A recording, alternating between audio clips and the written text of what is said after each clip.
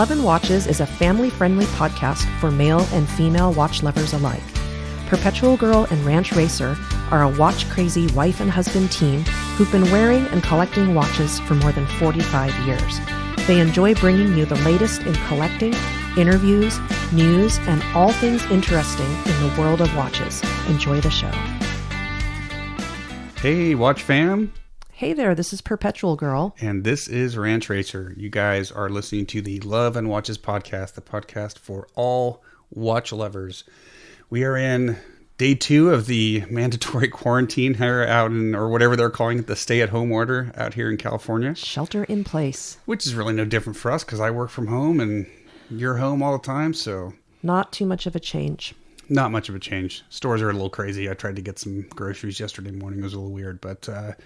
yeah, other than that, not much of a change. Hope you guys are all hanging in there wherever you're located. It's definitely some tough times, but we just got to get through it as a community, and hopefully in a few weeks here we'll be back to normal. So we have a special treat for you guys. We had an opportunity to sit down for probably about an hour and a half, I think, with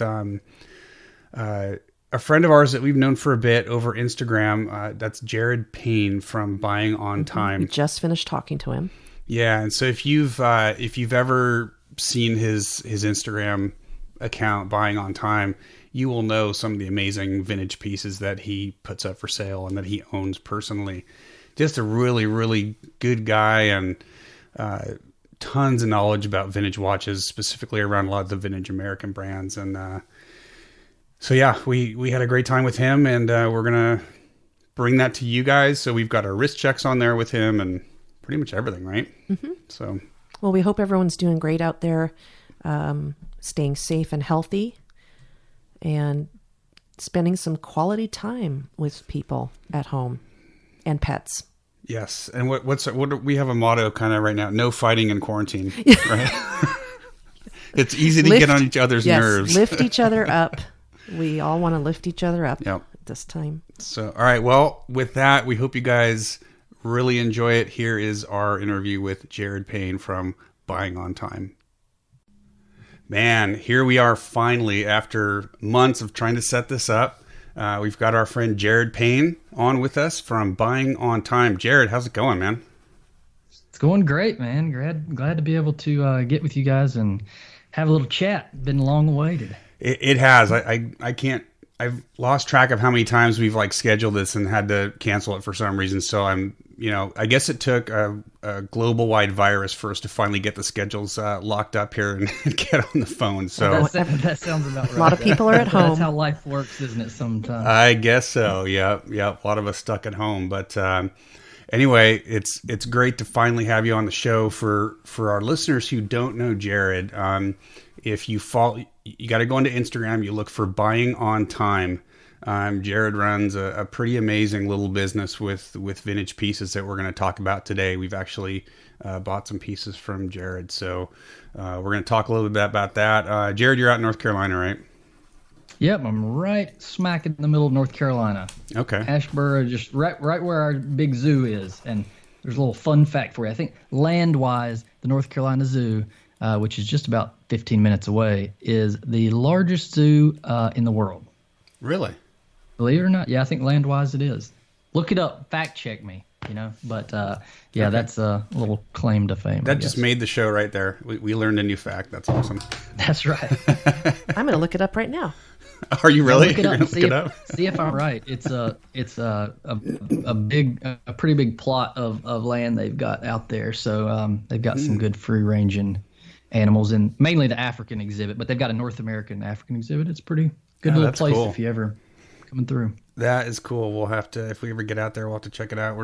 If you don't know, we're definitely into animals. We got a bit of a zoo out here. So yeah, that's awesome. Yeah. Wow, it looks like the North Carolina Zoo welcomed its 4th baby white rhino in 2 years, just 12 days ago. Oh, wow. That's cool.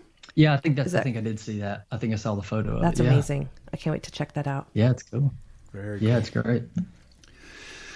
Well, let's dive into it, man. I want to educate our listeners because we love the stuff that you post. I probably came across you maybe a year and a half ago, and and ended up emptying the wallet a little bit on a couple different pieces that we were Sometimes looking you for, have and sometimes you just got to do it. And they're both incredible pieces. One was for me. You got me as a gift. One was for PG, yeah, and then the other one was kind of for both of us. And I ended up kind of stealing the one I bought for you, and that worked out real nice for me.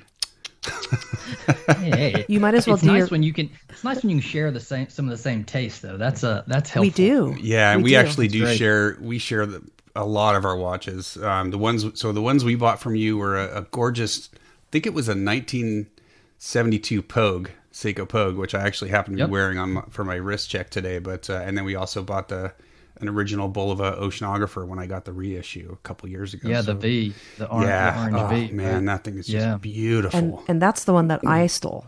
Yeah, you kind of, because it's a great size for your wrist. The Pogue's big. But I mean, speaking of wrist checks, why don't we get into that, and then we'll start talking a little about your business, Jared. So we'll let our guests go first. What do you got going today? Well, like I always say with a lot of people when I'm in my shop, I'm generally never wearing watches, which people are appalled at me about. But we've got so many watches sitting around. I mean, we'd probably have to pause the show for 60 seconds for me to count the number of watches I can see right now. So, but I've got I had a Wittenauer that I posted the other day, a red bezel Wittenauer dial. I think reference, what number did I have on there? It's like a 3053 or something. But it's got that roulette style dial. Yep. Or no, 3506. It's a 3506. And then I've got a blue Elgin automatic with what I believe is on its original blue Tropic Star strap, and I will so you can see them. They're both roulette style dials. I'll take a picture. I'll tag you guys in it. Okay. There's some of those watches you've probably seen the Wittenauer, but the which was 2 days ago. No, excuse me, it was a week ago. But the they're one of those you have to basically let somebody see a photograph. They're funky. They got the 70s funk going on. Nice, a lot of nice color, but I'm looking at it right now. Yeah, we're looking at the Wittenauer, right? That thing's just gorgeous with the inner blue track and then the red bezel. That thing's awesome. Yeah, that one came. I got that one from a lady, and it didn't have a crown. The crown tube was crushed.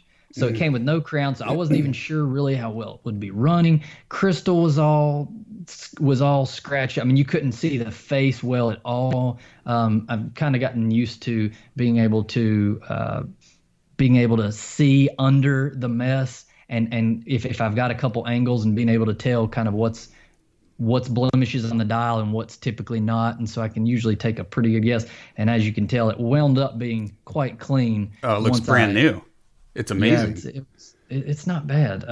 So that's one of the most. We'll probably get to that stuff later, but that's probably the most enjoyable thing about it. But and then I've got that blue Elgin on the blue Tropic Star strap that I will, like I said, I'll take a picture in a few and post those up, depending on when this comes out. But it'll be tagged on there so you guys can see it. And it's just funky stuff. I have to kind of veer off a little bit from my Bulova things once in a while, just because it could literally all be Bulova if I'm not careful. So there could be worse things. It practically is anyway. But it's fun to branch out into some of these others. Yep. So very cool. PG, you want to do a quick wrist check? Today I'm wearing we believe it's a 1972 Seiko Bellmatic. Yeah. And there you go. This is one that I actually bought for my husband. And we got it back. And, for a while there, these things were getting so expensive to, the bidding wars and on eBay, and you couldn't pick one up for less than, $250, $300. This has the blue dial. And we got it in. It was so dirty. I picked it up for like $115, I think. Oh, that's good. It was so filthy. And it's gorgeous. I can't believe you got it for that money, considering what else is out there. I lucked out. I think it wasn't a buy it now. It was actually an auction, and I happened to win it. And you took the bracelet off, cleaned it up, and it looks brand new. That the person, I mean, he had to run the bracelet through the ultrasonic cleaner 6-7 times. It had so much skin, and it was a lot of arm cheese. The best. Yeah, the arm cheese that you get caked on there. It's the best when you have some of those that some of them that are physically in good condition and everything. Hey, I'll take it as cheap as you want to sell it with as much arm cheese as you want on it. Yep. But there's a lot of those that people look over because it's kind of like, oh, well, I'd have to do all this work, or I'd have to send it to somebody, and I'm sitting here one of these that grabs it, opens it up, maybe tries not to take in a big deep breath, but pull that thing apart as quick as I can, and it doesn't take long, and you feel real good about what you've got. Oh yeah. And I pretty much stolen this one, but to get a proper maintenance on it, because we didn't wear it until we took it to our local watch person, and it was a pretty hefty price to get this Bellmatic complicated, things going on. It was. It works beautifully, though. It's good that I got a good price on it to buy it, because we did invest quite a bit to get the overhaul done. Those type of complications, you're always gonna have a little bit added cost, but I feel like those are probably some of the more practical when it comes to complications. I think and that's kind of a personal thing, but I think I like alarm watches and calendar watches. I think they're just by far more practical than chronographs. Now that's going to be interesting view that a lot of people probably aren't going to take, because we're definitely in a pretty chronograph heavy time. A lot of people buying, a lot of people paying up for that, and I mean I do too. I mean, don't get me wrong, I have some, but honestly, for realistic use, it's just not something. Yep. So I like what you've got, and a watch, even if it is a chronograph, but calendar, even better, triple calendar. Like that. I don't know if you've seen that triple date Walkman chronograph. Oh yes. Like I've used the date. The date's way more functional for me than the chronograph. I just don't time. I don't time things much, and now you want to talk about obviously having some expense to get something going when it goes wrong. I mean, that's kind of it's like having a more expensive, a vehicle that has all the bells and whistles is kind of like what a chronograph is, but eventually you're probably going to pay the piper. Yes, exactly. Because it is going to be more expensive to maintain and to do all those things. So sometimes I sit and think, for how much I use these things, which is basically none. I'll run them for the sake of running them to make sure that that they're not just sitting stagnant. But right. I like what you've got. I like the Bellmatic idea. Thank you. And I use the alarm a lot. I really do. Yeah. I really do. It's extremely functional. Yeah. Sometimes it doesn't wake me up though. If I need to wake up for something, it's such a tiny little, like a fly compared to it's pretty quiet. It's really quiet. So you have to. Now, are you wearing it to wake yourself up, or do you sit it beside you?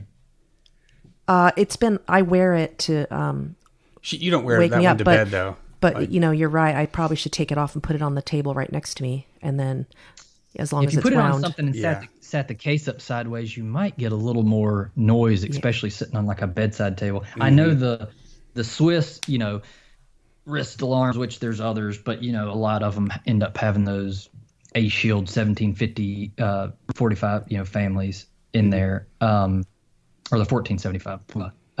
But some of those can be pretty loud, and if you put those on if you put those on the side on a table, I guess it depends how heavy you sleep. I wouldn't probably hear it, but because I'm a heavy sleeper. But some people, it'd be quite a little racket there. I'll do a test. Yeah.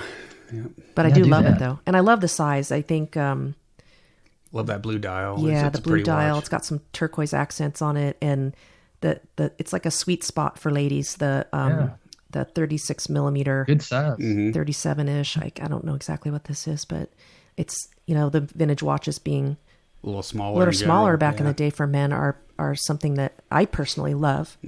So that's what I'm wearing. Cool. That's awesome.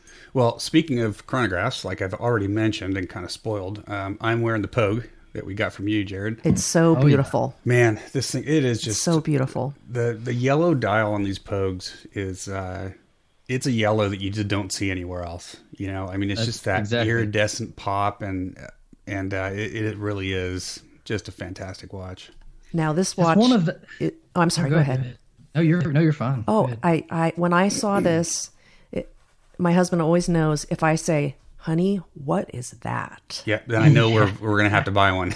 Like the orange monster. What is monster. that? And then I saw this, and I knew this was special. And now I'm trying to think of if you found this one, if you saw Jared's post on this, or if I had shown it to you. You might have actually seen it and said, "What the heck is that?" Mm-hmm.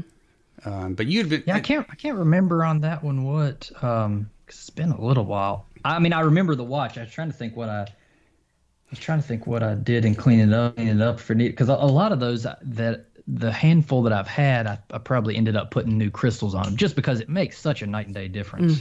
Yeah. If you've got a really scratch crystal on those, but like you said, the yellow on those dials, there isn't anything. The oranges, you know, like the Oceanographer V, right? The snorkel that you guys have. You can still, that Wittenauer chronograph that we've talked before, there's still some that are in that really close ballpark where if somebody just caught the flash of color, you're still not sure what they've got. I can tell you if I'm scrolling Instagram and I see the yellow, that Pogue, you know it's nothing else. Yep. There's a couple that kind of, now there might be a couple of those quartz watches there in the early 80s that kind of copied them, if I'm not mistaken. Maybe like what are the names or some of those? It wasn't like a Citizen. I think was there it may Orient? be a few. Maybe so. I can't remember. I felt like there were a few that of the quartz models that came out that kind of were in the ballpark of that copy of that Seiko later. But 9 times out of 10 it's not, because half of those probably don't run. So you don't see them much. But yeah, that one, when I see that, you could basically, you know, put your Vegas money down on 100% what it is, which is cool. I mean, that's one of the fun things about watches that are so popular now. Most of the watches that are popular now, it seems like at some point it may have not been popular by volume back then, because a lot of these watches that we're wearing compared to the market were not popular just at all. You know, for a myriad of reasons. It could be because the average person wasn't going to buy them, but most of the time they didn't produce the numbers of your average gentleman and ladies watches, right? Because they just knew their market wasn't there. You know, I've told people this before. I remember asking, this is kind of a non sequitur, but I remember asking my dad about that. Like, do you remember many people wearing divers watches, you know, when you were growing up there in the 67? And he's like, no, I mean, none of us went diving. So nobody went and was like, oh, I need to buy a diver's watch. You know, I mean, now granted, you're in the mountains of North Carolina and stuff like that, but, you know, outside of Asheville. But yeah, so it's interesting. Even so, you had a lot of styles that were copied, and it's really neat to find the vintage watches that are very popular now that basically, for, you know, almost completely did not get copied by anybody else. Yep. You know, and you don't, and I think you obviously have that Pepsi bezel, but that dial, I mean, you would think, hey, somebody would probably come along, but you just don't have it. So it's neat to see one when you can take a quick glance and know what it is and know that there's basically nothing else like it. We're passing it back and forth. Yeah. And it's large. That's why it's a great one to have. It is. And, you know, considering the reissue craze we've seen in the last few years, I'm kind of surprised that Seiko has not looked into doing a reissue of it. Maybe they have looked into it and just wouldn't be cost effective, but it's such a popular watch and they're not easy to find anymore, especially in good condition. But, you know, the funny thing is actually you mentioned you don't really... I'm shocked, Kevin. Yeah. And I actually use the chronograph all the time. I mean, if I'm barbecuing, I'm timing my meat 7 minutes or so, I'm using I'd leave the phone inside and I'm using the chronograph that I got on my wrist. So I actually really use them a lot. That's the way to do it. It looks really, really nice on you. That's excellent for people to use them. Yeah, yeah. It's a pretty large watch, and Ranch Racer has a large wrist, so it looks perfect on him. It's a little bit. It looks good and modest on him. Really, Probably really doesn't look nice. bulky. Yeah, Yeah, It it's got. I mean, it's got good wrist presence, but it's not. It doesn't look oversized on me. Whereas on PG, On me, it's almost. huge. I don't want to have that look where the lugs are hanging over. Yeah. Yeah. My, the outside of my wrist. I mean, it just barely fits. And with the right outfit and a sweater, it's fun, but it's a pretty big watch. It is, but God, it's it's a great size, and with the bracelet on those and the look, I like on those that the that the bezel. A lot of your divers watches of the era had the bezel that really took up. It was really larger than the case in some instances, but it at least went to the edge of the case, and that's neat on the fixed bezels like that. It's a lot narrow. It's narrow. Best of both worlds. Yeah, best of both worlds. It keeps that look.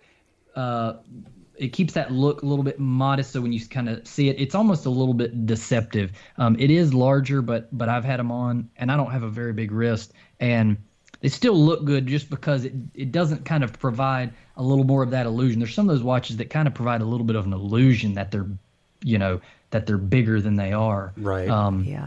But that one does well. I mean, I've had several of them on my wrist, and if it just wasn't for people liking them a lot more, than somebody sitting here with too many watches to begin with, it was, it's like, well, I mean, because you guys, there's some others who just, I love it, I want it, and it's just like, okay, I better. Well, and I think that we're going to get more into that when we start asking you questions about how buying on time came about. But before we do that, we want to just understand, are watches something that you've been into your whole life, or did this come in later in life? How did it start? And we obviously know where it snowballed to, but how did it all kind of start for you? Well, it was probably, I've always appreciated the older, just things in general. I'm one of those kids. I'm the middle child, so my older brother, he's on Instagram. He's Payne Leather and Tool. If you ever see me repost stuff on my stories and stuff of Payne Leather and Tool, the reason is that's my older brother, who's just incredibly talented at anything that he does. And he kind of got that, I think, being the first child, sitting himself, working things out, figuring things out, reading books that he shouldn't be reading. He was just way ahead on that type of stuff. And I'm the second kid coming along asking to wanting somebody to play with me, wanting somebody to play basketball with me, wanting me to do it, So that's why I'm the one constantly talking and doing stuff. He's back there coming up with these projects and making these leather tools and these cases and custom knives and stuff, just like popping them out in his shop in a couple hours, and you're just like, what in the heck? But so I've been the one to follow my dad around, just play 20 questions to the point of basically tiring him out. But that was a weekly thing, growing up, asking him, what did you do when you were a kid? Or what did you have this? Tell me about this. I guess, I was kind of wanting to be the family storyteller one day, but was asking him all these questions. And so I kind of had this, as I would go along, I would have this kind of mental image of, what his life looked like when he was my age, as I was kind of growing up. And so that morphed into, I've always liked older cars. I've never I don't have one now, but I've always appreciated those, but it really probably manifested from a semi-collecting standpoint with old baseball cards. He had some old baseball cards growing up, and the ones that didn't get thrown away with his comics by his mother. Yeah. Yeah. Ouch. Went off to college, came back. Where's my comics? Yeah, we threw all that stuff out. Yeah, there's no telling what he had. Oh, boy. But now he didn't have a ton of stuff, but just from the age that it was, there's no telling. But so I started picking up kind of vintage baseball cards and, or I'd send him pictures before I buy some of them. Do you remember these? Oh yeah, I remember that stuff well. And I'm a big baseball fan. I'm a big Braves fan, but I like old baseball stuff in general. I may know more about 1960s and 70s, trivia than I do today, but I still watch. But that's kind of where that started. And so it was like, man, as a kid, I always had baseball cards that were my age. And you get older and older and you keep looking at the price guides and you're like, okay, this thing's been worth $1.10 for 8 years now, kind of thing. Because, the cards from when I grew up weren't, in the kind of very late 80s and 90s, that stuff's generally not worth anything. They overproduce something. But so I started collecting those baseball cards and got a decent little collection. I kind of did that up through college. And then once I started work, I remember it probably was my older brother probably bought a new watch. And I think he bought, an Orient. What would it be? What do they call them? Like the Ray. Oh, like the Mako or the Ray, the dive watches. Yeah. It's one of those I think that he bought. And I was like, oh, that's pretty cool. I was already working. I was probably doing, I'm trying to think where I was working. If I was working, I did tax accounting for a lot of years. That was what I came out of college doing. And I was like, yeah, I've got a few little just inexpensive quartz watches that people had given me, just kind of like gift watches that weren't really a brand name, that I just never wore. And I don't even know if I still have them, but he bought that. And I was thinking, man, I'd like to, I can remember saying to him, I think it was on the phone, saying, I wonder if they have many old watches. That's and like you look back at it now and you're like, did you really ask that question? I'd never spent time looking at. I knew that there were old watches, but I guess like, are there plenty readily available that are like running well and stuff? Because I just had at that point I had just literally not been looking much. I knew my dad probably had a few of his dad's kind of thing, but said that and immediately was like, okay, I don't want new stuff. I like older baseball cards. I like older cars better than I like newer cars, So I was like, well, if I'm going to get a watch, it's probably about that time to be wearing something better. And because most of the time then I probably just didn't wear anything. And that's really where it started. And I started looking on there and you're like, oh gosh, okay. I type in vintage watch on eBay and there's 27,000, Yeah. Okay, I guess they do have them. So that was, and I really started picking them up. I would say, I can't remember. I guess safely it was probably about 2012-ish. Okay. Maybe when I really started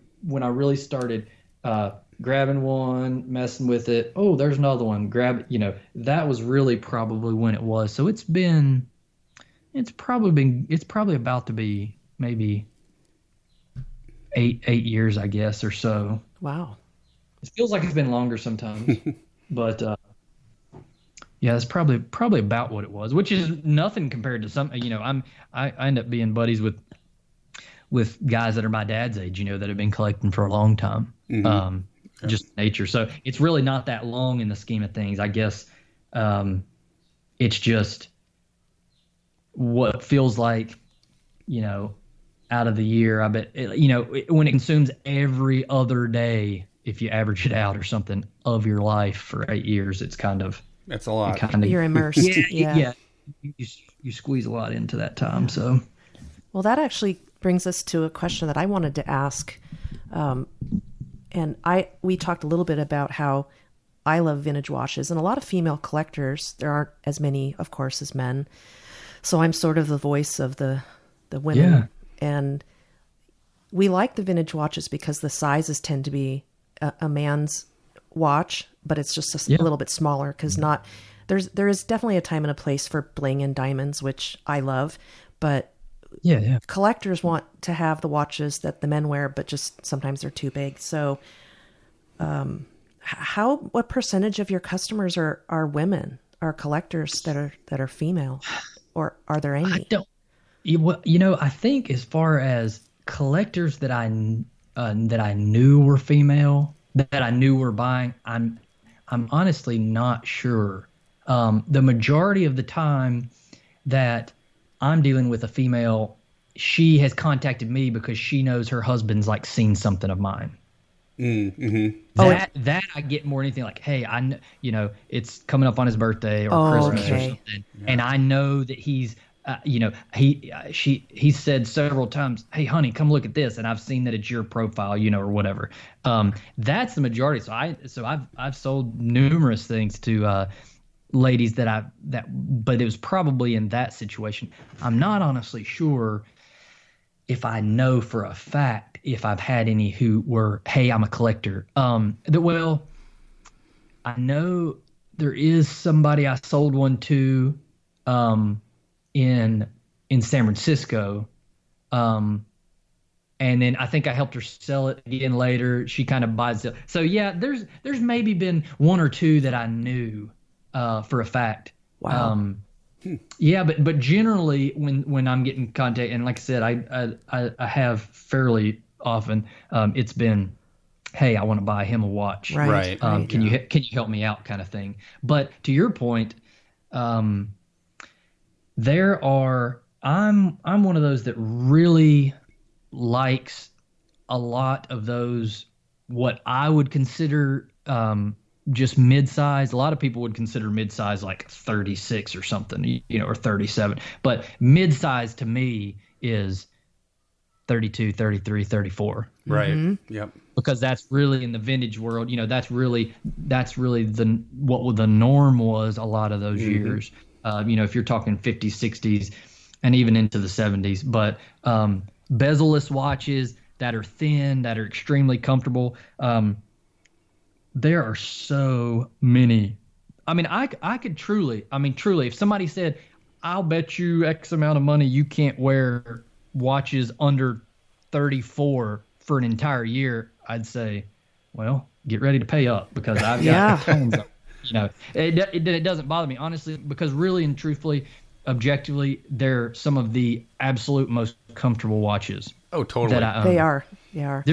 You never know they're there. You never worry about banging them on the wall. Mm-hmm. They still have just as good of dials. In some cases, the dials are, in some of these Bulova models, they're not the same dial, but they're the exact same style and everything that they put in a diver model. Yep. There are some in those cases. So there's so much there that that ladies who are into watches, particularly vintage watches, I think are in the best situation for bang for buck when it comes to style. Oh yeah, I picked up a Bulova. It's a square dress watch, but it's a cushion case, and it's self-winding. I can't remember what year it was made, and but it would have been marketed to men. It was it's a men's But watch. It says Mike. It's engraved on the awesome. back. It says Mike 1972 or something like that. So perhaps it's from 72, but. I snagged that and I wear it, and it's a really nice Bulova, but that's the thing is, my husband went to you to get the Pogue for me. Yeah, and it ended up being a little bigger for your wrist than you prefer, but you love the oceanographer, right? The snorkel. Yeah, so we share a lot, and I'm more the collector. We have a large collection together, but I think as far as pieces, mine's a little larger. And I love vintage. It's nice because it's kind of like, for me, and I don't want to get ahead into any other potential questions, but it's kind of similar to me, where you guys, it's hard to go wrong, especially when you share some of the similar tastes. And for me, it's kind of like with selling and also collecting, I just, I pretty much am only going to sell things that I like. And if somebody doesn't want to buy it, then okay, because I like it anyway. Yeah. Right? That's what we call a It's kind of the same foster thing, fail. like, oh, yeah. So it's kind of like you guys, I'll buy this, and worst if it winds up looking better on the other, then what did we lose? It doesn't. It's not win-win, right? Yeah, we've done that several times, but it makes it fun. Oh, for sure. Absolutely. Makes it fun. Yeah, absolutely. And you get different, on wardrobe, people who will wear according to the colors that they're wearing and like to color coordinate and kind of do a little bit more of the fashion thing. With some of these watches that have different color, some very vibrant, some subdued, or whether you're going to go kind of monochrome, it works out well, but just because some tend to dress differently and focus on that. It's nice to be able to go. I don't do that much often myself, but it's nice to be able to go. You put on something, we might be going to get together with folks, or we might be going to church, or we might do. It's kind of nice sometimes to be able to, hey, I'm wearing something that's kind of got some subtle greens. Let me go pull a green watch real quick. I mean, it's fun it's nice to be able to do that. Some people do it really well with their wrist shots that they put on Instagram. There's tons of people that I'm sure we mutually know who do great shots, color coordinating their shirts and what they're wearing. So it's fun to be able to do that. I mean, that's the thing for me is the variety. And I think that if given the choice between one incredibly expensive watch and 100 that I love that just aren't worth as much, if I had to make a concrete choice that could never change, it would be the 100 for sure. I agree. Yeah. And collections, it doesn't matter. Someone isn't a collector if they meet a certain criteria. If you like watches and you have more than one, you're a collector, as far as I'm concerned. Pretty much, yeah. And it's really fun to see them, like you said, the men getting into the fashion. Like I've seen so many beautiful gingham shirts with the colors coordinated with the watch, which is it's fun to see that there's guys out there that have fun with it. Yeah, I no, agree. absolutely. And the pictures some of them take are incredible too.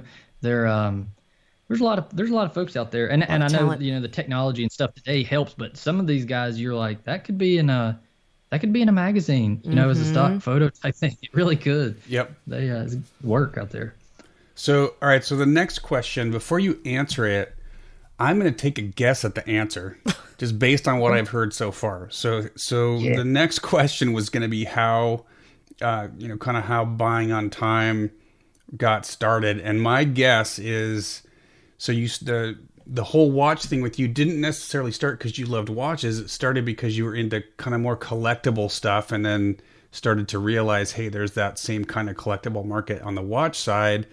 And then you started buying one watch, then another watch, and another watch, and pretty soon you've got this huge collection, and you're like, God, I got to start selling some of this stuff. So you start selling. So is that kind of how buying on time came about? That's close. That's probably partially how it was. I kind of got pushed into it. I'm one of those that with the baseball cards and stuff. I was collecting them, never with the intention to sell.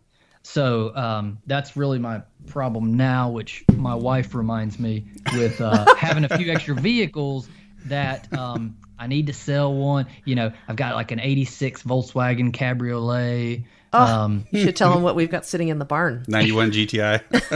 Yeah. So I bought that one and drove that one to work for quite a while. And if I just had just like an extra 6-car garage, that's all I'm asking. If I just had that, I wouldn't sell. Like I've never yet sold any of my vehicles, and so now we don't really have anything too new and crazy anyway, which is allowed to be able to have a couple. But I've still got the truck that I drove all through high school and college. What is it? It's just like a 97 S10. My brother picked it up when he got out of Marine Corps boot camp, drove it for a while, and then wanted something else. And so we just kind of picked up payments on it, and I drove it all through high school. But being out here where we are, I liked kind of recreationally a little bit to go kind of four-wheel with some guys, So get in your vehicles and go ride trails and be outdoors and do stuff like that. So it's gotten lifted up and things over the year. It's actually sitting out there not running. I think the ignition switch is bad, which I'll be out there dealing with that garbage, I'm sure, soon. But a flat tire, all sorts of things. But so I haven't sold anything that I've gotten yet, and that just kind of shows you my problem. I actually feel like I'm doing pretty good on the watch front because I do sell some. Yeah. But that was kind of my initial worry, is like, well, are you actually going to sell these when you get them in? Right. But what it really started. I didn't have the idea in my mind that I was going to be collecting per se. It started out with, I can't ever remember. I could go back far enough, but I think the first one that I bought was like a 1959 Timex Viscount automatic, which was a bigger watch. I think that was the first one that I ever picked up that was still running, because that was right, kind of in my parents' era. I always am attracted a little bit to buying birth year watches. Mm-hmm. I mean, I don't spend a whole lot of time on it, but there was a lot of good styles there when my dad and mom were born. So I end up probably having more from when my mom was born. But yeah, so I probably picked up that one just because it was actually sizable. Some of those Viscounts, and I can show you guys later, but some of those Viscounts, I mean, they're like 36 pushing 37 and 59, but that's primarily because Timex made that big. It was a relatively big automatic movement. Not having my guess is not having the not being jeweled at all and everything. They probably needed that oscillating weight to be a little bit bigger and heavier. Oh, interesting. To make sure. Yeah, that's a guess. Mm-hmm. That's just kind of my speculation from knowing watches. But it's, those things are kind of made to where even if they were getting a little bit dry and stuff like that, and basically didn't have any oil, they were still going to turn. Right. Not the best for your pivots, that don't have jewels, but they like we had mentioned before privately, they're kind of an engineering marvel in a lot of ways for how long they could last with what little stamped out movement that they were. But I had that one, and then I picked up I still got it somewhere. It's I wear it once in a while. I believe it's a 1962 Bulova Jet Clipper with the box, with like the hard box and stuff. I think it may have the outer box too, but it started because I can't remember if it was that one or maybe the next one that I liked the look of it, and it was. I mean, you're talking, I'm buying like $20 watches at this point, right? Like I think I bought that Bulova with the boxes for maybe like $45 or something. Mm-hmm. If something was wrong, so I probably went in and needed a crystal. I went over to the jewelry store, and because I'm just green as can be at this point, and say, well, can you guys fix this? And if you've gone into a modern jewelry store anytime recently, this is not all of them, especially some of the family-owned ones, but chain store, it'll be, oh no, we don't touch those. Yeah. Yeah. We don't have anything to do with those. Mm-hmm. And I'm like, well, that does me a lot of good. And they're like, well, who, out here, I'm like, well, where do I go? And we only know one guy around here. He's an older guy who deals with it. This just happens to be in like Winston-Salem where I was working. Mm-hmm. And so they're just not a huge city, but a decent sized city. But yeah, there was really one guy if you looked him in the phone book. So I go down there, bring it in. I'm sure I needed like maybe a crystal. And then one of the next ones, it was maybe, the crown was coming off, or one of them probably I'm sure needed just serviced in general. Mm. Well, I kept coming back and bringing him stuff, and I would always ask him if it was something to fix. Well, how did you fix that? Like, what did you do? Mm-hmm. And I'm playing the 20 questions like I did with my dad growing up, and I've just always like, well, if I'm going to stand here, I may as well learn something while I'm here, right? And eventually, it just got to the point where he was like, look, some of these things, I'm going to tell you what tool to go online and buy, and you bring it in, and I'm going to show you how to do it. Wow, that's awesome. And that was really where it got. So I'm still buddies with him. He's probably now he's probably almost 70. Still doing his thing, kind of part time. But Yeah, we just a lot of stuff. It's always, hey, I need this, and I'll run up there, or hey, can you help me with this? And so we try to. He's got a lot of stuff from his dad because he's actually a second generation watchmaker, and his dad, Wow.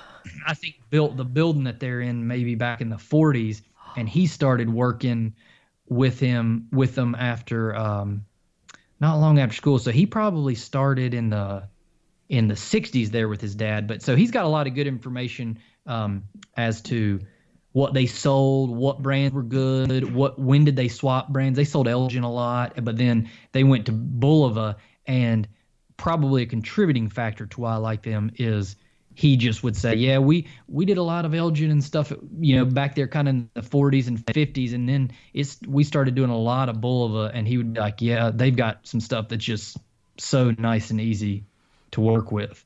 What and a the great parts resource that he is. It's oh yeah, when That's you say incredible. when you say Elgin, the first thing that comes to mind is my husband has a small collection of Elgin pocket watches. Mm-hmm. Our local jeweler unfortunately passed away a few years ago, and they have these giant what do you call it, estate sales? Estate sales, and they at did the one store. for all of his pieces, and I bought up pretty much all of his. I think I bought the first round, Yeah. a couple. So he's got several, and they're Elgin and Waltham. Mm-hmm.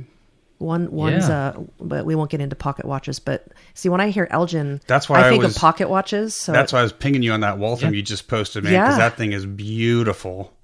Oh yeah, I'm telling you, man. like I would that's a little sub recommendation that I have for people. Whether somebody has an office at work or an office at home, especially if it's primarily a little watch office, do yourself a favor and just just leisurely, or if they pop up, or if you happen to go like an estate sale, or you go to leisurely pick up some of these vintage watches or some of these pocket watches that look as good as they do, and put them in a little glass case and run them and let them be your clock during the.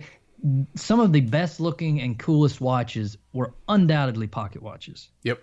They have some of them have because they're broad dials, you can see everything really good without being up close, and they had some just absolutely awesome dials. I mean, when you're talking about a lot of enamel dials, and they just back then they were able to make things that would be, if they tried to make some of the pocket watches that they did now, and you think of a reputable brand, you probably don't want to know what they would have to sell them for to do some of the things by hand that they were doing then. Mm-hmm. So you're getting the quality that you're getting, and the effort and the craftsmanship in some of these watches. But just in general, like that pocket watch, that's just a military pocket watch with I think it's just a base metal case. I mean, that thing was probably produced as an ORD watch for government use. They probably sold it to them for $15 or something. Yeah.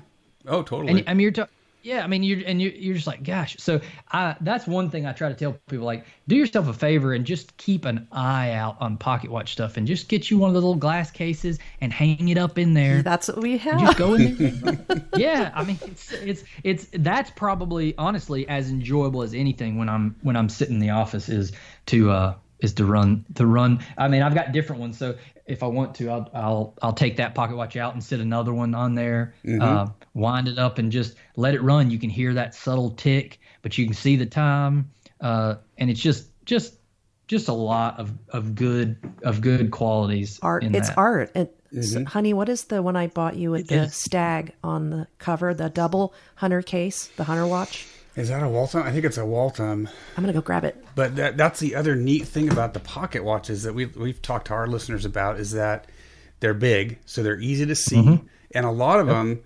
if they don't have just a push button flip open case back, you just unscrew it. So it's really easy if you're interested in the inner workings of mechanical watches. It's so easy to learn with a pocket watch, right? And absolutely, I bought some older ones that weren't working, and some of the first watches I ever tore apart were pocket watches because they're big. It's a lot harder to lose. You can still lose parts out of them, but they're bigger pieces, right? So they're easier to see. and it's just and a good way. You don't have to worry about the ends of some of your wheels and things being. I mean, they're generally a little bit less fragile, obviously. Yep. Yeah, so it's there. That's the perfect thing. I think that's why a lot of people in some of these more modern little watch events that they have will be doing what they say now, ETA. The 6497s and 6498s and stuff, which used to be Unitas, right? So ETA, people say ETA or whatever. I would say ETA, but they bought they bought that from Unitas, or I guess when they took over Unitas. But right. I mean, it's the ideal thing to take apart and work on. The hard part about some of the older watches is if anything's broken. I mean, it's great. Generally speaking, they're not, especially if you can get it to run a little bit, get the balance to move, things like that. Generally, you're in good shape. But yeah, what you're saying, it's much easier if you're going to take one apart.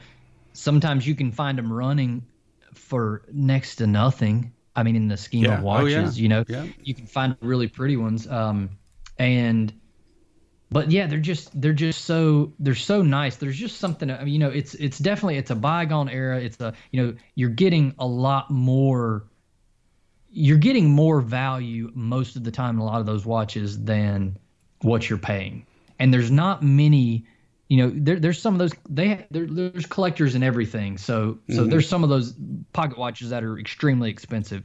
But for 90% of them, you're probably, truthfully, in what you're holding in your hand and aesthetically, you're getting more than what you're paying for a lot of times on those, which is, not always the case just in regular wristwatches, just because, prices are all over the place and some people just may want way more. And, but there's a lot of wrist or pocket watches that are just, you could get for $50 online. Mm-hmm. And it's might be an 1897 Waltham or Elgin or Illinois or Hamilton or Hampton, or there's tons of them that were just crazy high quality watches. I think we need to do a separate discussion with you about pocket watches, because that's something that we've been wanting to do, and I have some of my own. I have a Waltham nurse's or teacher's watch. Mm-hmm. And that you pin on. Cool. You wear it on your shirt or on your neck, your top of your little buttoned blouse or whatever. And this one I found online, and it's engraved with an initial on the back that's actually my initial. Yeah. Which I couldn't believe. No I way. just flipped. So that's one that I have, and I don't want to do too much of a sidebar here, but another one I have is this came from the same collection at the jeweler in town. Mm-hmm. It's a Longines half hunter trench watch with the window, like a World War small. Yes. This is 100 and how many years old? At 19. That was used as a trench watch in World War One, and even before that. But I wonder if I bet I haven't seen that of y'all's, because I've got a 1923 Longines trench watch too. Oh, does it have the little window in the front of the case? No, Okay. mine doesn't. I mean, it looks like it kind of just looks like a kind of a hunter style pocket watch. It's got nothing on the front. But it's just got the little fixed lugs on there. Mm-hmm. Takes like a 12 millimeter strap. Yep. Yeah, those are so cool. And honestly, I've had that one a long time. I've had a lot of people ask me if I would sell that one. And it's kind of surprising, considering, I get people to send me messages about watches that are ultimately, just ones for my collection. But I've had quite a few people ask about those. There's something really cool about them, and that's kind of that trench watch area is kind of an easy crossover, because the watches weren't super small. They were still, they still had kind of some 30, generally speaking, had some kind of like 34, 35, 36 area size to them. But they still, if you can get back far enough, they still carry that 1920s kind of vibe with them, which, I mean, a lot of people don't know the era. I mean, but it makes them think pre 1930s, which would go back, even further. But There's a lot. I mean, I'm no pocket watch expert when it comes to details, but obviously messing with them and kind of being interested in picking up some and dealing with them, you just by default kind of learn. But I love pocket watch. I could talk for a long time about that. All right, that's our. We're okay, going to do another show. Yeah. just going to be pocket And I watches, just 'cause sent that you. would be awesome. I just DM'd you a photo of mine to your buying on time look from Perpetual Girl. Let me look here.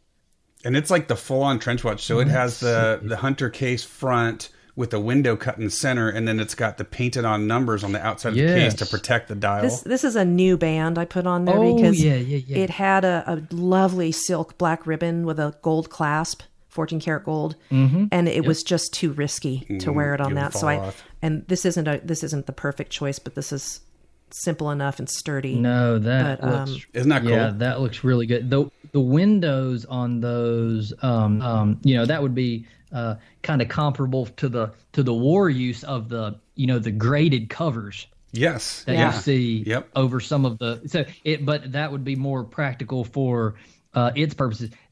That's one of the to me that is of that era. That's one of the neatest styles that they did.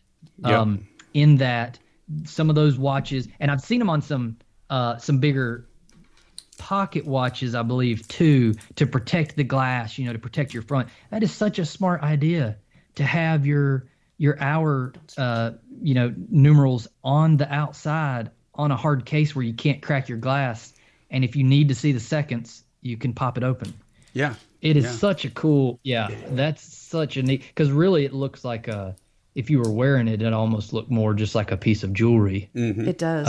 And you gave me that after I had chemo, I think. So it's a gift. I bought that one for you from our local jewelers. Yeah. That is so cool. I'll have to, it's a fun one. Find the, I'd love to see a picture of yours. Longines. Yeah. Well, this one doesn't, it is Longines. It's got a jeweler name on the dial, which Longines did a lot of those. Rolex did a lot. So this is I looked it up and found the actual old archived photo of this jeweler.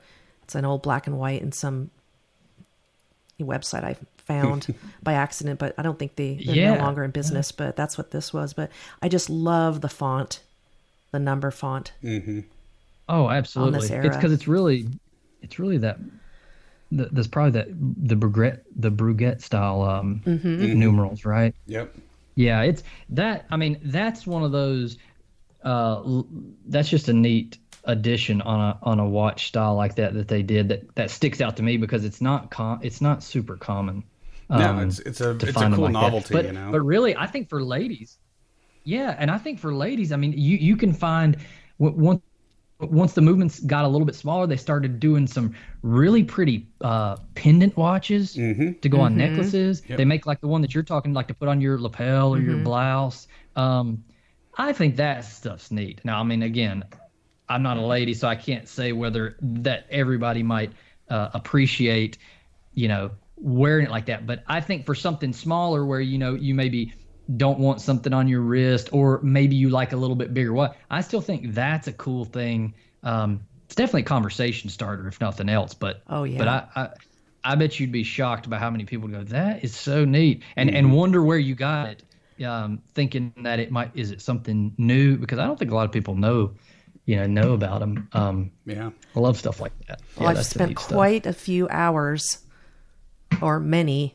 browsing eBay for things like that. And I've even got an old, I bought in high school, a ring watch. Remember the cheap quartz? Yeah. I got that at the little store, and I thought I was so cool. To have a watch on your finger. Yeah. Which really is. Which actually brings me to one more question. We have a lot of questions, but what have you ever gotten a watch in that was sort of a sleeper, like a barn find, where you got this watch in and you thought it was a generic, something that was a lot were produced, and then you get it in, you open it up, and you're like, oh my gosh, it's rare. Something like that. Have you ever come across anything like a story like that? Like a big surprise? I think most of I did send you that launching just so you can Oh. look at. I think that most of the watches that I've come across probably known mostly what it was. There's been a couple, I guess I would say, that I was extremely pleasantly surprised that somebody, brings something to me or contacts me about a watch that's, in rough shape, but I'm like, hey, I could probably do some work to that, maybe fix why it's not running well, crowns, crystals, this, that. I mean, sometimes got to order in parts and do a little bit more, extensive work. But for the most part, when I buy, I generally know kind of what it is if it fits in my wheelhouse, or before I buy it, I'm going to, kind of make sure that it's somewhere I want to go, just because there's enough of these watches that I already deal in that people ask me, when are you going to get another one in, or some of these type things. So I generally will try to put put my funds kind of into stuff that I know either I really like, or something that I've sold before and I know that they're going to like, or something that I've looked at that brand or these models for a long time, and I know that one is one that doesn't come up very often. There was an Angelus chronograph that I got a while back in rough shape, and I don't know. I'm trying to think when I got it. I don't even know if it was really working well. The chronograph wasn't working. I don't know if you know about anything about some of the older Angelus chronographs, but back in a lot of their calibers, because they didn't really go well, they went into I guess maybe the 70s, but a lot of their well-known models, the chronographs the movements were really kind of based on some of that stuff they were producing even as far back as the 40s, like that Panerai put in that extremely rare diver chronograph they have from World War II. I forget the model name because I'm not an expert on those, but it was the same movement that was in that one, and those are not extremely easy parts to get a hold of. You can get them, but it's worlds apart from your Valju and even some of your Venus, stuff. So yeah, I got that one in thinking, well, this is really cool, but let's see how this pans out. Because I had no idea, if I knew it needed crystal and things, but the chronograph wasn't working. I wound up being able to adjust some of it. I think one of the levers had got out of place, or maybe I had to replace a spring. I'm trying to think. It's been a little while, but that was probably one of the better ones because it was just kind of in rough shape, wasn't really running well, but I knew it was going to have good value to it. Diamond in the rough, yeah. Yeah, but you kind of had to cross your fingers a little bit on some of these and I've got plenty probably still around that are taken apart and in little cases where it's like, well, we'll see when I can find that part or something. It's just one you took a chance on, knowing that it has, knowing that it has a lot going for it, but it's getting that part or something is just going to be a kind of a little bit of a war of attrition, right? So to speak. So, but primarily, I haven't really had many of those instances where it's just, okay, I'll buy this box of watches from you and I'll pull them out and see. I mean, generally I'm looking at them first and kind of, seeing what I've got to work with, just because I've got so many watches and stuff. And people have given me boxes of watches, that are primarily old quartz watches that don't run and stuff. But I mean, I've got boxes that probably weigh 15, 20 pounds back over here, just full of like 80s watches that don't run, It's like a swap meet. Citizens and some Seikos and some things like that I assume a lot of them don't run. Some of them which have been tinkered with, but it's got the bracelets on them. It's got all sorts, but it's just stuff that I'm not, they're like, well, do you want to buy these? And I'm kind of look through the first handful of layers and I'm like, it's probably just not worth my time. You'd probably be better off maybe seeing if some of them run, trying to sell them, and then they just, okay, well, we're just going to give you the box because we don't want to deal with it either. So, well, so you mentioned your wheelhouse, and I want to talk a little bit about that because, I would say your biggest brand, or the brand that kind of, I think, got things started for you, was Bulova, which is really interesting because Bulova, for many, many years, Bulova was just nowhere, right? I mean, you didn't hear much from Bulova, but in the last couple of years, right, with the Oceanographer, and now they just released a new surfboard, which will be interesting to see how they do with that. We talked about it last week. It's a high price point, but Bulova's making a comeback, and you were in kind of early on the whole Bulova vintage thing. So tell us a little bit about that, and then some of the other brands that you really like to work with. Yeah, I mean, Bulova is the thing about them that makes it so easy is, and this is kind of tied into a lot of their history, is the way that they did their production, the way that they did their parts. They weren't the first to do standardized parts, but they were probably the first to do it on the level of production that they were doing.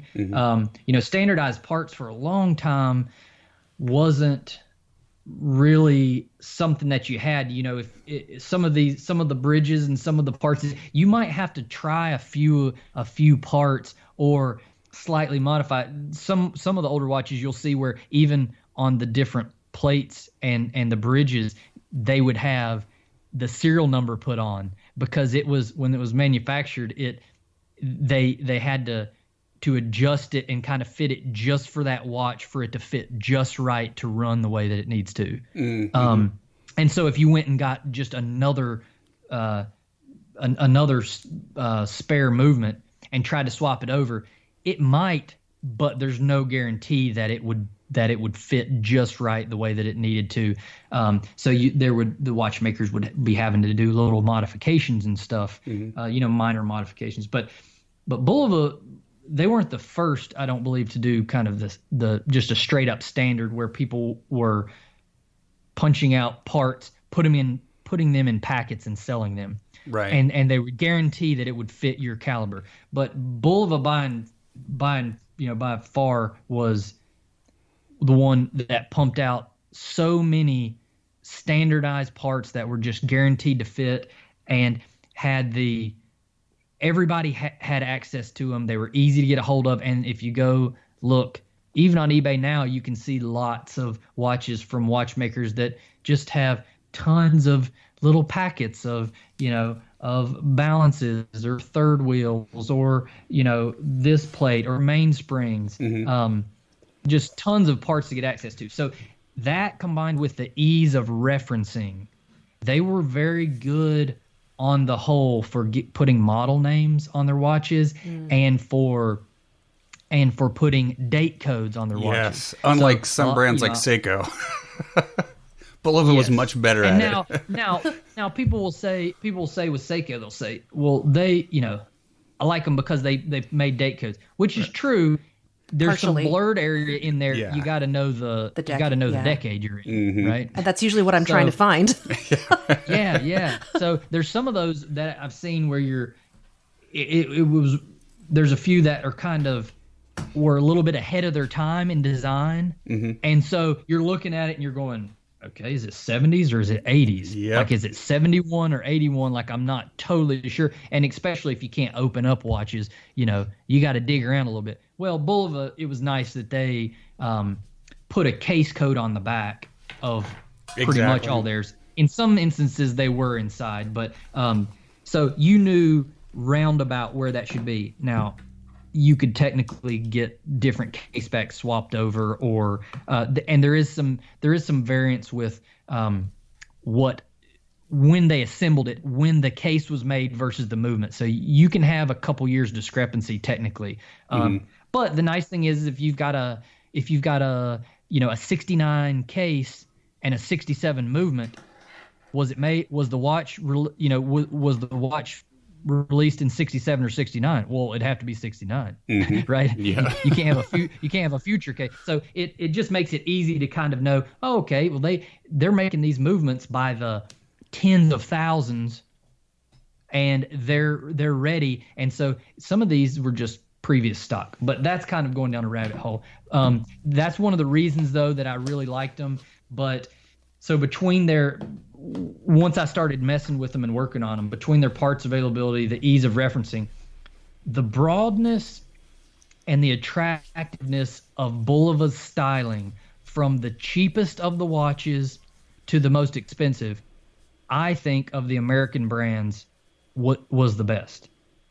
Yeah. Now you may go back, you may go earlier. If you get real early, I mean, you're going to have a lot of attractiveness across like Hamilton's line. I was just going to say and that. their quality was going to. I mean, they were considered the best of the American watches, even in Bulova's kind of heyday. They still generally were considered that, but to be fair, I think once you kind of got to the 60s and on, I think the prior notion, I've seen I don't know if I've ever posted it, but there were some old, what were they? Probably Consumer Digest. I think I've got it saved somewhere on my computer from maybe the 40s or 50s. And they were ranking, that particular magazine or whoever did it was ranking the watch manufacturers by quality.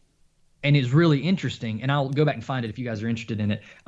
But so they'll do kind of just internationally across the brand, across watches, and you can see, okay, Rolex is down here at number 10 or Omega's down here at number 15. And then they would show, okay, and what about in the U.S. watches? So I think Hamilton probably cracked the international list, but then you saw like out of the U.S. watches and they kind of ranked them. I think that probably kind of drug over from the 40s and 50s, but really quality-wise and what you were getting, especially for the price, which is a little bit different when you're talking about bang for the buck. I really think Bulova probably had them licked in there. There was very few of the styles. If you get into some of the later Hamiltons and Elgins, you get some good styles, you get some cool divers, and then you get some that are just, that was an experiment. Right. That was kind of a reach, and it's got some interesting. Some of them would go funky chunky, but it was going to be kind of to the extreme where you were either going to like it because it's super funky or you're not. Whereas Bulova had, they did some kind of modest styling within making a little bit of chunk or doing a little bit of this to where you could go, okay, that's kind of a chunky case. I can tell 70s, but the dial doesn't just scream 70s. It's still kind of a nice, modest, kind of easy to look at dial. But from their ladies' watches to the men's watches and on, they had just great styling. A lot of simple, just good-looking field watch style, kind of skin diver style. But really the biggest ones that get overlooked, like that 62 Jet Clipper and stuff that I've got, along with tons of others. Just nice, easy, classic styling that if you actually put it in somebody's hand in person, they're going to go, well, maybe this is smaller than I normally wear, but if I'm just looking at the case and the dial and the hand, this looks great. I mean, it's just a common thing for me to hear. It's just that I think people scroll down half the time, and if it doesn't just scream big and out there, or if they look for the case size first, or if it's not something that really pops, it's just easy to scroll by these days and not even stop and look at. Like I'll post some on my Instagram, and I'll go, well, I'm posting a watch here on Sunday. Like I'll do my little, every once in a while I'll do my little, the watch in the word type thing, and it'll be my Sunday little post. And so I'll go get a little nice looking, gold plated Bulova that I've got that's just got a beautiful little dial, and put it on there. And I know I'm not going to get as many likes as I do on my other stuff, and I don't care because I'm not doing it for that. But there's a lot of them where if you let people see them in person, and some of them I've brought with me, people will be like, this is really just an excellent looking watch. But it's just kind of the culture that we're in. It's not eye popping and it's not big and bold, but trend. Yeah. But so outside of Bulova though, so there's my reasons for really liking Bulova. I could someday I'll have to take make a little collage in a big photo and post it on the website or something with kind of like a by-year progression of some of my favorite styles that go from 50s through 70s, and just let people look at them across, like let it fill up the picture so you don't know how big the watch is. Right. So the size doesn't, you're just looking at dial, and just let people go across. And if I was to do that, I think it would speak for itself, the reasoning, because I think there would be people who, if you let them click on which ones they liked, all of them would be clicked by somebody. Yep. And you would find that out. But Benrus is probably my second favorite. They just had a lot of great styles. You can't date those things. It's really pointless. As far as I know, there's not really anything out there that dates them well. But like Bulova, they did a good job of putting out advertisements that had names on them. Right. They flip-flopped a little bit on their names, like some people, like some others. They weren't really. Bulova was a little more kind of anal retentive on keeping some of the names, like for that model, stays with it. And if you ever see something called the same watch called something drastically different that you've never heard, a lot of times that was in a local jeweler's advertisement. Right. And they didn't know the name and they put a name on it when they had a guy drawing it or printing it up. But Bulova, if it's not a jeweler's, because Bulova put out a lot of the advertisements themselves, they were really good about that. Benrus will have the exact same model one year and the next year be called something different. So a lot of times they did change, but they had some that would stick around. But the nice thing is they do have a lot of advertisements out there for you to find what period your watch is in. So that's a nice thing with them. There is a ton out there. Otherwise, it generally is American brands. That was always kind of my favorite. So obviously Hamilton, Elgin, Waltham. Hellbros was cheaper. My whole watchmaking buddy always makes fun of them because he goes, "Oh yeah, those watches with the Good Housekeeping seal of approval on them," because they did on a lot of their advertisements. They were sponsored or did a deal with Good Housekeeping or whatever, and so they had a little Good Housekeeping guarantee on even some of their boxes. Like even I've had some new old stock sets that I've opened up, and it would have the little Good Housekeeping seal in there. But they were cheaper. You can still find some of their chronographs and some of their watches that came in like solid stainless, but they did a lot of plated. Bulova, for one, most of the time did not. Benrus rarely did. There are some exceptions, but a lot of times they didn't. Now Caravelle, Bulova's sub-brand, which is I just kind of lumped them in with Bulova a lot of times. They did, because they were supposed to be a little bit lesser brand. They did do more plated stuff, but they've still got solid stainless stuff, and plated's really not the end of the world. That could be another discussion too. But those are primarily like Weiler. I like Weiler a lot.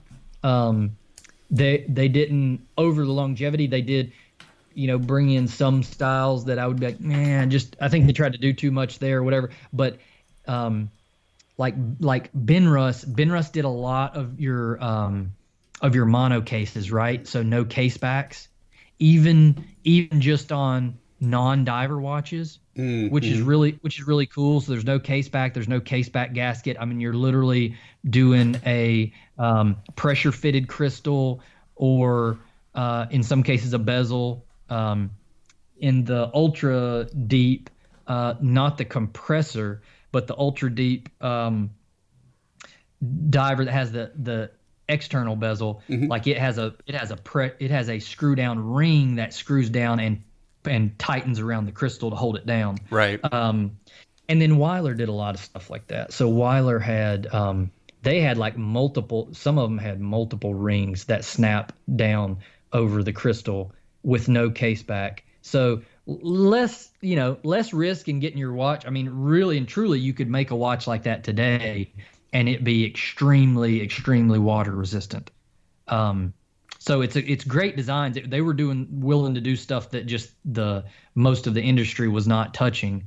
So that's why I kind of like those. And Weiler had some great looking divers and stuff too, which I don't share quite enough of those. I will once in a while, but you kind of just gotta watch and catch them. Yeah, I don't know. I mean, I like all the big brands. You know, a lot of the big brands all have good stuff. I mean, I think they wouldn't have the broad appeal that they do. I've got several Omegas. I mean, I've got some kind of old Handwine Omegas, which I love. You know, Seamaster 300. I've got a 72 Speedy. It's funny because I have those, and people will be like, well, oh man, I bet you wear that thing every day. And I'm like, let me go scroll my feed and see when last month I wore that. That's me. So it's not that I don't like. I mean, it's just like the Speedmaster, for instance. And you know, the guys who really like Speedmaster, you know, probably wouldn't like me saying it, but wears great for the size that it is. I wear it around and it wears great. I mean, like, don't get me wrong, but there's just a lot of watches when you've gone through enough watches and you have enough watches and you've tried enough of some of these really cool vintage watches on, there's a lot that when you get on your wrist, you know, it's not you think less of it, you just don't necessarily think more of it. Right. And than what you originally thought. And kind of we'll probably have this, we may have this collection discussion question coming up, but if you run into one that you put on your wrist and it's not just a momentary, oh my gosh, I've got to have it, then you found a watch that you should keep. But it shouldn't be, oh, well, everybody else has them and thinks they're cool. You know, that's kind of my thing, is that I don't always buy it because I don't always buy the hype, even on a well-known watch, because I've got some that I wear that I think are great watches and they're great quality and they look cool. But that's still not enough in my book to make me wear it every single day. Right. I mean, yeah.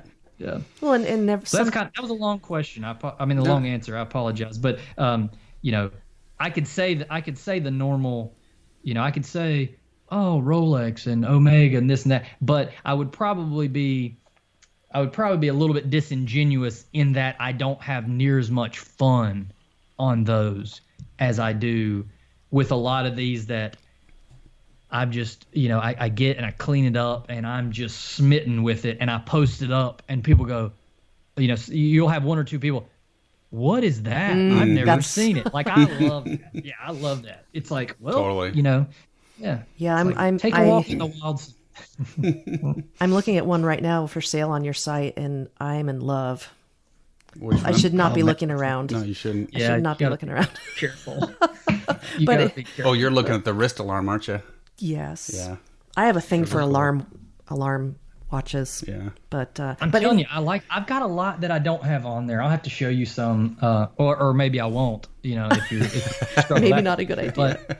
But yeah, I've got quite a few, and I've actually had ones on there that were very modest and that I put up for sale, and like for a month's time nobody bought it, so I just took it off and I'm like, nope, I'm keeping it. That's fine. Yeah. You're not gonna buy like I didn't really want to sell this to begin with, but if nobody's gonna snag, I mean, especially, you know, I think for an alarm watch, you know, when you look at the range of kind of vintage watches, I guess I am a quote unquote, you know, retail kind of seller. So, but at the same time, you know, you're generally, you know, with a lot that I'm selling on there, I'm making sure it's just about as clean as it's generally going to be, right? I'm not, you know, this, and I don't say any of this stuff like with the intent of it being negative towards anybody else. So don't get me wrong. There's like, I have a lot of friends, a lot of, quote unquote colleagues and people who sell, who it's just a little hobby, right? And don't get me wrong, like that, I'm totally all for it, have no qualms. Like I said, I come kind of my prior life is the tax accounting world, so I'm a little more peculiar about things sometimes. And there's some where I'll be like, yeah, here's this watch, and people ask about it, yeah, and I'll tell them, yeah, there's got this little place that bothers me, and they're like, I don't even see what you're talking about. So which is always a good thing. I'd rather be a little bit more overly critical, but yeah, some of these, there's some of them that are just too cool.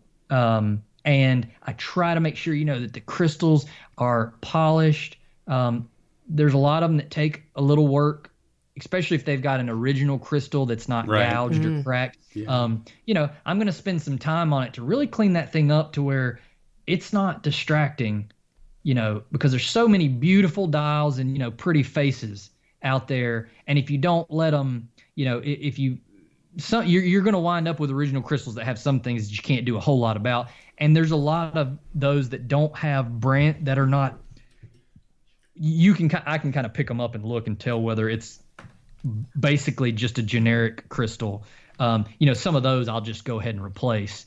But yeah, it's just making sure that, things are just about as clean as they're going to be, as pretty as they're going to be, so that hopefully my goal is always, if you get that watch in your hand, you at least think it looks as good as my pictures, but hopefully better. Right. Yep. That's kind of my end goal on that. But yeah, there's a lot of little ones like some of the wrist alarms and stuff that I probably don't even have on there because I don't have bulk of what I've got on there. You shouldn't have said that. So neat though. I mean, it's like you said, it's one of those that's a very functional complication. It's got your 4 hands on there, which always catches people's eye to begin with. And a lot of them had, a really attractive dials, I seem to find. It seems like if you go through the broad spectrum of whether it's Seikos, right, even all the way up to your Memovoxes and stuff like that, you just had a lot of pretty dials. That's just one of the watches that, I mean, if anything, it might just be pretty simple, and pretty minimalist. That they're charming. For the most part, that's as kind of quote unquote bad as it would get, is just be simple and minimalist. So it's nice to see that. You don't tend to have a bunch of just like, no thanks. They're generally all at least, well, I mean, you can't dislike that a whole lot. There's just not a whole lot to dislike there. It's, 4 hands, simple dial, brush dial, what you can't have a big problem with that. So yeah, no, exactly. Well, we're at about, we're coming up on an hour and a half. I could keep going for like hours talking about this, but we do have to wrap. We could continue on. You picked the wrong person if you want to do it. Well, there's as long as you want. There is one thing that I want to cover before we wrap this. For the benefit, hey, you can always edit me out. Just remember that. Are you kidding me? This is all awesome stuff. But for the benefit of our listeners who maybe they're new to watch collecting, but more to the point, they don't have vintage pieces, and they look at it and they go, man, some of the vintage stuff's amazing, but they're afraid to kind of make that leap because they don't have any idea what they're doing. What's the best advice that you can give to folks that are looking at maybe dipping their toe into that vintage market? They want to figure out how to do it, and what kind of research to do. What would you tell someone that's looking to kind of get into the vintage world? Well, I remember when I first got in, I probably got on Watch You Seek, years ago, and went in the vintage section and probably asked what you see. I bet, 15 threads a month, even now half the time, but I'm kind of new to this. What should I be looking at? Kind of thing. And pretty early on, I probably got some of the older guys to just say, don't buy anything really expensive. And we're talking when you're referring to eBay and stuff like that. Right. So it's kind of one of those where depending on what you want, if you want a watch, if you want a vintage watch just out of the gate, that is one that you like the style of, that's an extremely good example, then look around, look at some of the dealers. You can look them up and search them. There's a ton of reputable dealers out there, or just even if they don't consider themselves dealers, people who sell, who are respectable and are going to be honest with you and all that kind of thing. You can usually wind up finding one that you would feel comfortable with if that's exactly where you want to go. If you haven't been in vintage watches really at all, and you kind of were like I was, I knew the time period. I knew kind of the time period that I was looking at because of, all the old baseball card stuff and just my dad growing up. I knew about where I wanted to be time-wise, but sometimes you just need to, hey, let me stay inexpensive, and kind of set your boundaries, get an idea of like put a maximum limit on a buy if it's on eBay or whatever, and see if you can find some stuff that's not going to be depressing and is not going to put you out, for the week or the month if you buy it and it needs more work than you think, right. Or even if it's not quite what you had hoped it would be. There's still a lot of stuff out there if you look at stuff that winds up selling that doesn't go for a fortune. So, right. So start small, basically. Yeah, I would say start small or start with somebody that you trust.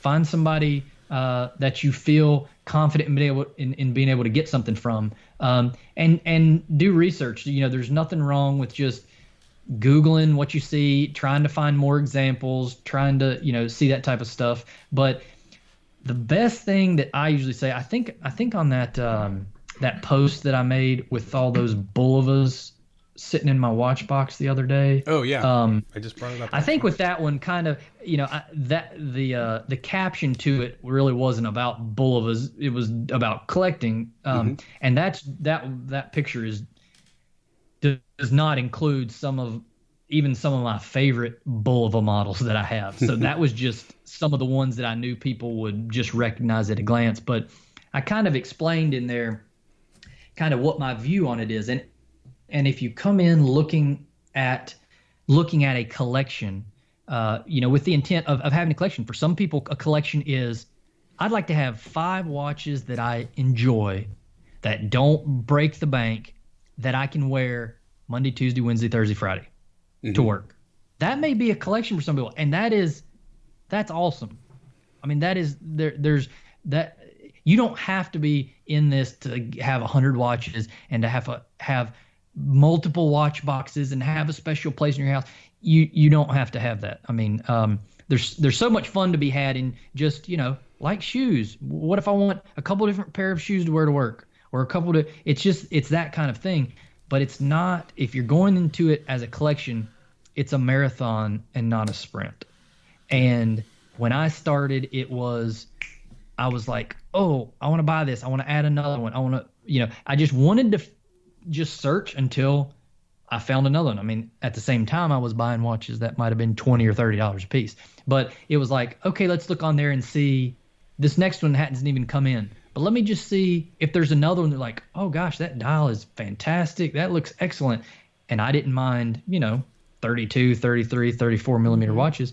So, I'll snag that one. I mean, in the end, I get 10 deep and I'm in, $250 or $300, right. So it's not really a big deal. But go for what you like. I think the biggest thing personally for me is, and I do own watches that I think other people like more than I do. I mean, just because of the nature of what I do, I do own some like that. But the main thing for me is people would say, well, I don't know what to say. What's your apocalypse watch, or what's your Armageddon watch? The kind of, what's the one that you would wear? And I'm kind of like, I don't really, if it comes down to me wearing one watch, I can't really pick. Care. Like, things are bad all around. I'm not really worried about a watch if I have to. Exactly. Yeah. But so it's kind of buy what you like. Don't.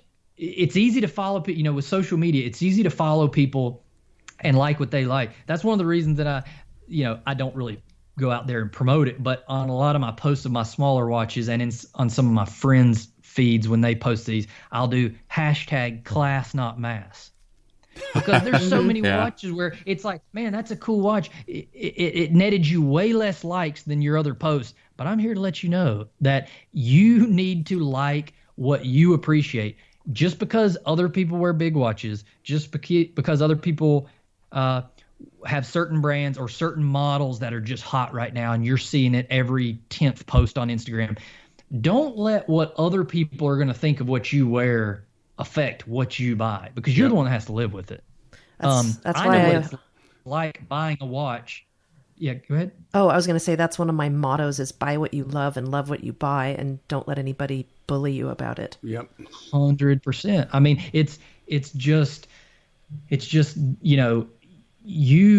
know what it's like buying a watch and having money in a more desirable watch that sits on, in my safe or on a shelf or on my desk as much as the $30 watch sitting beside it.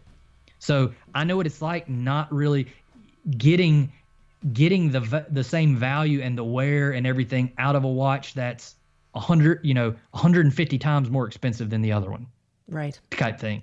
So I think in the end, for a lot of people, unless there is a thing, there is such a thing as having fun on social media and, building a collection that other people like.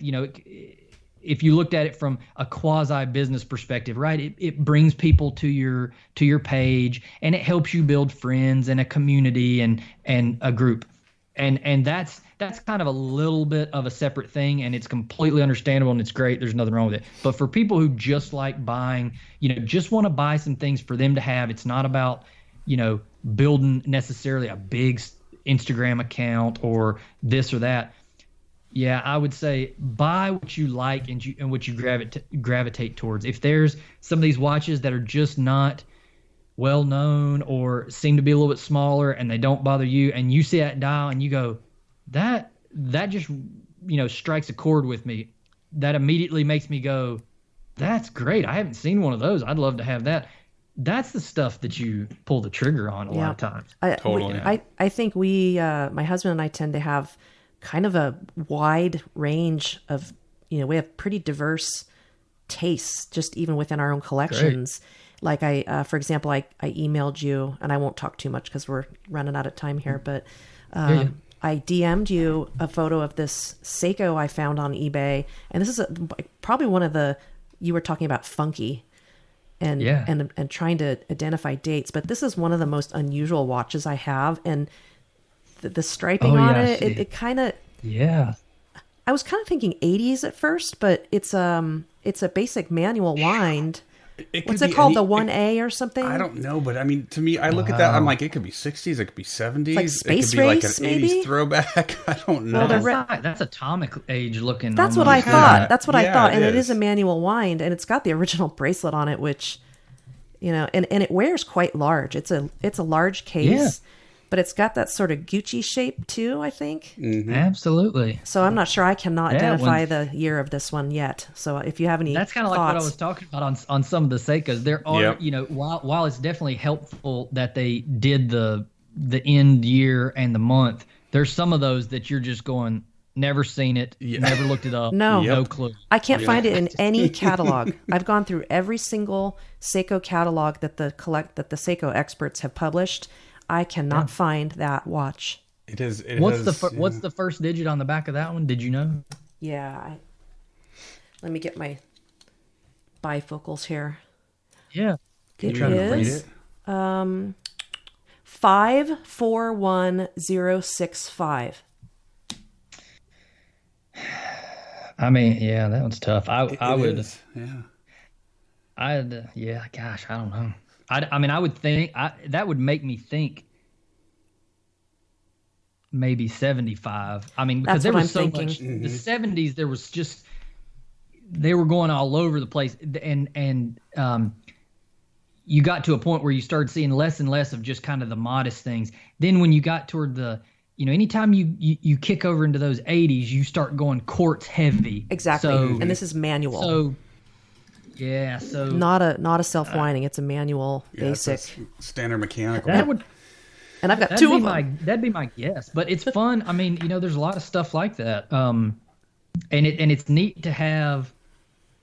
That's one of those like the unique pieces we were talking about, where when somebody sees it, they're like, "What is that?" Like, never seen it. Yeah. No and when I clue. saw a second one, I grabbed it because I love to have spare parts. But they both work really well. They both work great, and they keep really good time. So it's nice sometimes to be able to, also I've probably done that with some of mine before. Is have two models swap the nicest of the parts all onto one, and then have another that you don't mind just wearing around. And if you're outside and doing a little yard work and things, you know what I mean?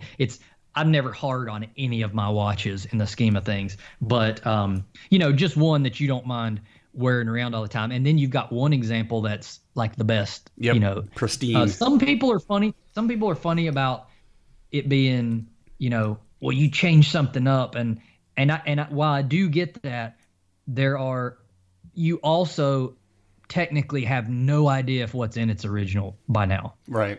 Yeah. So there's also, I kind of, especially watches that didn't cost you a fortune. Sometimes it's like, I wouldn't overly worry about that kind of stuff. It's different if you're putting like a completely wrong case back from a different model and yada, yada. But as far as kind of getting watches that you've got, that are the same, and you're just kind of putting the best case body, or they call a lot of those bezels, right? Right. You'll see them referred to as bezels, but even though they're not press-on bezels or external internal bezels, but it's kind of nice to get the nicest one. I've had ones before where the hands, they're the exact same hands, everything's right, but one's just got a better dial, and it's like, hey, let's make it look consistent, because there are some watches that have hands look a lot better than the dial, and you're like, well, it almost doesn't even match up. It looks like great hands and rough dial, and then it's like, well, why don't I put the good hands with the better dial? It makes more sense.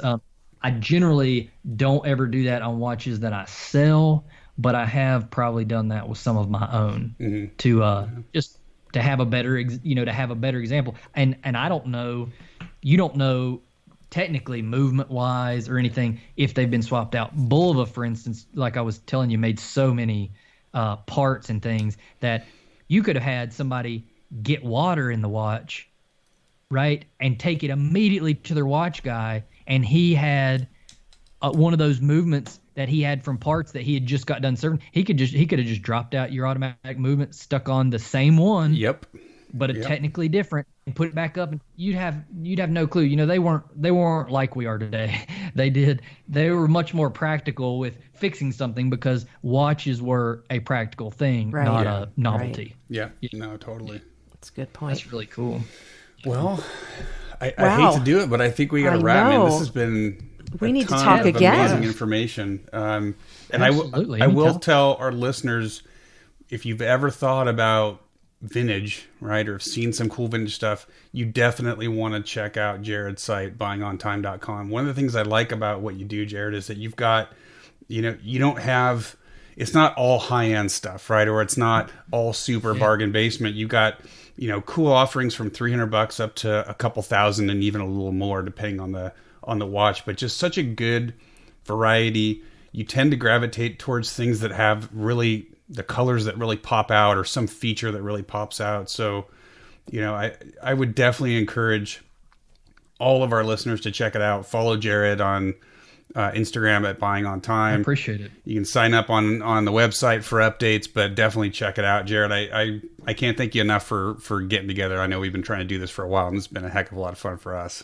Yeah, no, thank you so much. I really appreciate it. And, there's a lot of stuff. If you wind up falling in the class, not mass category like me, and you like simple watch and stuff, I've probably got a ton that never make it to the website because people won't even half pay them any attention. And they're watches that I've bought and worn, once every 6 months, and just excellent examples. So I've got a lot of stuff like that you know, I could have probably my watch store just slam packed. But if you have, like I always tell people, don't ever hesitate to ask if you're looking for something, or if you like other stuff, or if you just need help. I get a lot of people just asking me, hey, what do you think about these watches? Or I'm looking at this watch. What do you think? I never mind helping, because when it all boils down to it, what I do and my passion when it comes to this involves people way more than it does the watches.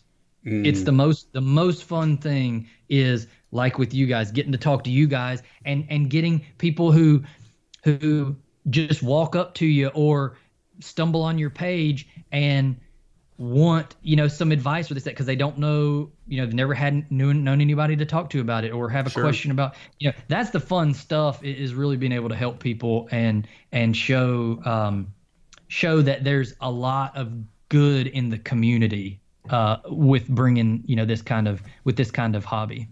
Totally. Couldn't agree more. And it's what it's all about. So, yep, absolutely. Thanks, man. We appreciate it. Much. Yeah. Thank you so much. Thank you guys. Let's do it again sometime. If you ever need me, just holler. We will. All right.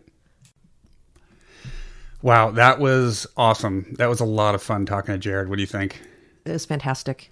So knowledgeable. Yes. Oh my gosh. We could have talked to him for a couple days straight. Yeah. Have some plans for some follow-up podcasts with him. Yep. And just an all-around knowledgeable, great guy, down to earth. I mean, we stayed on Skype for like an hour and a half after we finished recording. It was just fun to talk to him. So, hope you guys enjoyed it. As always, make sure you're tagging us on Instagram. Go in and give us a quick review. We didn't read any reader reviews off of iTunes, but we are going to be continuing to do that on certain podcasts. And if we do read your review, you're going to get some fun swag. So that reminds me we have some swag to send to someone this week. So I've gotten a couple of DMs that are really complimentary of what we're trying to do here. Mm-hmm. So we'll read those next time, because this has gotten to be a pretty long podcast. It has. And we have some new listeners that have reached out to us, some new collectors. Really awesome. Keep doing that. We love hearing that. So the more people we're bringing into this, the better. So that is it for today's show. I am Ranch Racer. I'm Perpetual Girl. And we will catch you guys on the next episode. See ya. Bye-bye.